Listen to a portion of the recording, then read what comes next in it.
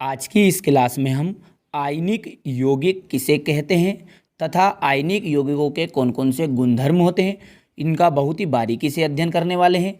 तो देखिए, सबसे पहले तो आप यहाँ समझिए कि धातु और अधातु क्या है, क्योंकि इनके इलेक्ट्रॉन के स्थानांतरण से ही बने हुए यौगिकों को आयनिक यौगिक कहा जाता है। ठीक है, तो पहले धातु समझिए और अधातु समझिए।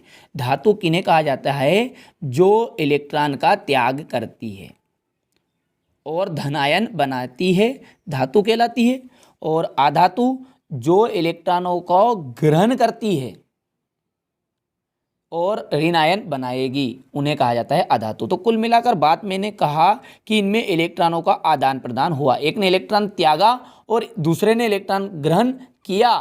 तो इस तरह हम कह सकते हैं कि धातु तथा अधातु में इलेक्ट्रॉन के स्थानांतरण से जो बना हुआ यौगिक है, उन यौगिकों को ही हम क्या कह सकते हैं? आयनिक यौगिक। इसलिए मैंने पहले आपको धातु और अधातु समझाया, क्योंकि धातु और अधातु में क्या होगा?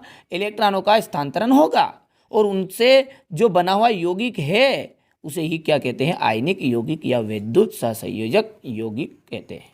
ठीक है, तो परिभाषा यहाँ से नोट कर लीजिएगा। इसके बाद हम देखते हैं इसके गुणधर्म। देखिए, आयनिक यौगिक के गुणधर्म या आयनिक यौगिकों के गुणधर्म। देखिए, गुणधर्मों को विशेषता भी कहते हैं, लक्षण भी कहते हैं, गुण भी कहा जाता है। ठीक है, तो आप खुद समझिए। पहला है भौतिक प्रकृति। तो आयनिक यौगिक कैसे होते हैं? ठोस हो सकते हैं, कठोर हो सकते हैं और भंगुर भी हो सकते हैं। तो आयनिक यौगिक ठोस, कठोर तथा भंगुर होते हैं। पहला गुण यहाँ है। देखिए, ये तो यहाँ पर अट्रैक्टिव तरीके से आपको थोड़ा सा नज़र आए इसलिए लिख दिया गया है। आपको सिंपल सा यहाँ पर देखिए भौतिक प्रकृति लिखेगा और इस तरह से लिखने के बाद आयनिक यौगिक का आपको लिख देना है। दूसरे हैं गलनांक।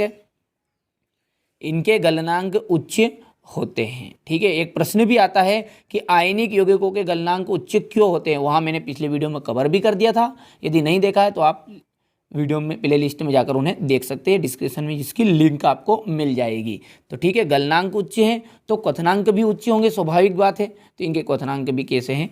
उच्च होते हैं। देखिए, आयनिक यौगिक गुणधर्म, कोई भी चीज़ आपको याद करना रहे तो आप उसमें मेन पॉइंट यानी कि उसका हिंट समझिए, मुख्य बिंदु को समझिए। मुख्य बिंदु है कि भौतिक प्रकृति ठोस है, कठोर है तथा भंगुर है, तीनों तरीके से आयनिक यौगिक पाए जाते हैं। गलनांक उच्च है, क्वथनांक भी उच्च है। रही बात घुलनशीलता की, घुलनशीलता किसे कहेंगे? जल में विलय होना। ठीक है, तो यहाँ जल में तो घुलनशील होंगे, ध्यान से समझिएगा। आयनिक यौगिक जल में घुलनशील होते हैं, लेकिन जो केरोसिन है, पेट्रोल है, इन जैसे विलायकों में अघुलनशील होते हैं। ठीक है, तो ये हो गया इसकी चौथा गुणधर्म। इसके बाद में जो अंतिम गुणधर्म है इसका पांचवा, विद्युत चालकता। तो इनका जो ठोस अवस्था है उसमें विद्युत का चालन नहीं होता, यानी कि ये जब ये आयनिक यौगिक ठोस अवस्था में पाए जाएंगे तो इनमें करंट नहीं आएगा। लेकिन गलित अवस्था में, समझ गए आप, थोड़ा सा गीलापन या फिर द्रव अवस्था में इनका विद्युत का इनमें चालन होता है। तो बहुत ही सिंपल थे, आसान थे। ठीक है, तो मैं आशा करता हूँ आपको भी अच्छे से समझ में भी आए होंगे। नोट्स आप यहाँ से तैयार करिएगा बढ़िया से।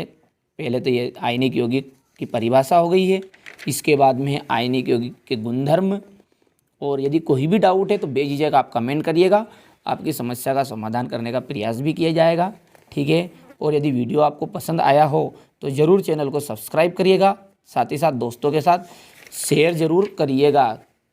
ठीक है, यहाँ चैनल सिर्फ आपके लिए ही बनाया गया है, तो यहाँ से आप अच्छे से इसे नोट कर सकते हैं।